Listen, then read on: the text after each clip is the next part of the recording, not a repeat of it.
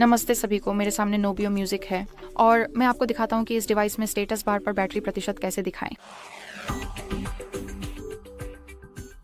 तो चलिए सेटिंग्स खोलने से शुरू करते हैं और यहाँ हमें स्क्रॉल करना है और नोटिफिकेशन और स्टेटस बार ढूंढना है।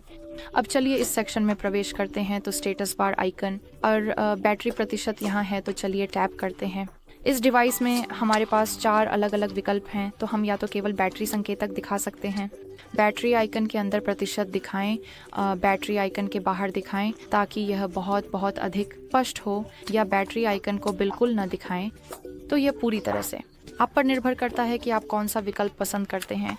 बस उस विकल्प को चुनें जो आपके लिए सबसे आरामदायक हो। ठीक है, तो यही सब होगा। आपका बहुत धन्यवाद देखने के लिए।